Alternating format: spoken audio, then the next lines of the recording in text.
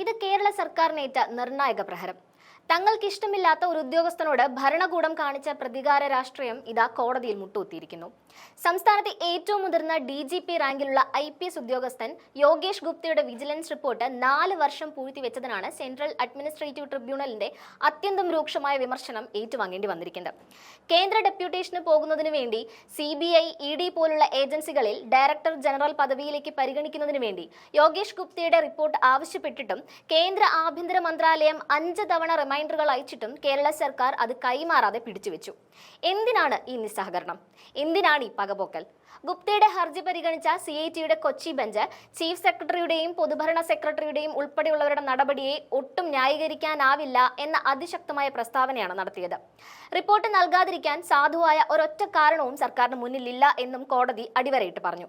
ഇതിലൂടെ റിപ്പോർട്ട് 5 ദിവസത്തിനകം കൈമാറാനുള്ള അവസാനത്തെ അന്ത്യശാസനം CIT സർക്കാരിന് നൽകിയിരിക്കുകയാണ്. എന്തുകൊണ്ടാണ് യോഗേഷ് ഗുപ്ത എന്ന ഈ ഉദ്യോഗസ്ഥൻ സർക്കാരിന്റെ കണ്ണിലെ കരടായി മാറിയത്? കാരണം വളരെ ലളിതമാണ്. അദ്ദേഹം വിജിലൻസ് ആൻഡ് ആന്റി കറപ്ഷൻ ബ്യൂറോയുടെ ഡയറക്ടറായിരുന്ന സമയത്ത് ധൈര്യപൂർവ്വം ചില സത്യസന്ധമായ തീരുമാനങ്ങൾ എടുത്തിരുന്നു. കണ്ണൂരിലെ CPM നേതാവ് PP ദിവ്യക്കെതിരെ അന്വേഷണം പ്രഖ്യാപിച്ചതും മുഖ്യമന്ത്രിയുടെ മുൻ പ്രിൻസിപ്പൽ സെക്രട്ടറി ഡോക്ടർ KM എബ്രഹാമിനെതിരായ കേസിന്റെ നിർണായക ഫയലുകൾ ഹൈക്കോടതിക്ക് കൈമാറിയതും ഉൾപ്പെടെയുള്ള തീരുമാനങ്ങളാണ് ഗുപ്തയെ ഈ പ്രതികാര നടപടികൾക്ക് ഇരയാക്കിയത്. ആ പകപോക്കലിന്റെ ഭാഗമായി കഴിഞ്ഞ 4 വർഷത്തിനിടെ 8 തവണയാണ് യോഗേഷ് ഗുപ്തയെ സർക്കാർ സ്ഥലം മാറ്റിയത്. ഏറ്റവും ഒടുവിൽ ഫയർ ആൻഡ് റെസ്ക്യൂ സർവീസസ് മേധാവി സ്ഥാനത്ത് നിന്ന് കഴിഞ്ഞ ആഴ്ചയും അദ്ദേഹത്തെ മാറ്റി നിയമിച്ചു. ഗുപ്തയ്ക്കെതിരെ വിജിലൻസ് അന്വേഷണം നിലവിലുണ്ട് എന്നതാണ് സർക്കാർ CITക്ക് മുന്നിൽ പറഞ്ഞ ഏക കാരണം. എന്നാൽ താൻ കോടതി ഉത്തരവുകൾ അനുസരിച്ചാണ് പ്രവർത്തിച്ചതെന്ന് ഗുപ്ത വാദിച്ചു.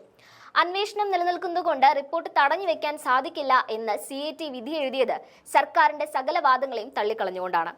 സംസ്ഥാന പോലീസ് മേധാവി സ്ഥാനത്തേക്ക് ഗുപ്തയെ പരിഗണിച്ചപ്പോൾ റിപ്പോർട്ട് UPSCക്ക് അയച്ചു നൽകിയ സർക്കാർ അദ്ദേഹം കേന്ദ്ര ഡെപ്യൂട്ടേഷന് പോകാൻ താല്പര്യം കാണിച്ചപ്പോൾ റിപ്പോർട്ട് തടഞ്ഞുവെച്ച് ഇരട്ടത്താപ്പ് കാണിച്ചുവെന്നും ഈ വിധിയിലൂടെ വ്യക്തമാവുകയാണ്. മുഖ്യമന്ത്രിയുടെ ഓഫീസുമായി ബന്ധമുള്ള നേതാക്കൾക്കെതിരെ അന്വേഷണം പ്രഖ്യാപിച്ച ഒരു ഉദ്യോഗസ്ഥനെതിരെ സർക്കാർ നടത്തിയ പ്രതികാര നീക്കം ശക്തമായ തിരിച്ചടിയായി മാറിയിരിക്കുന്നു.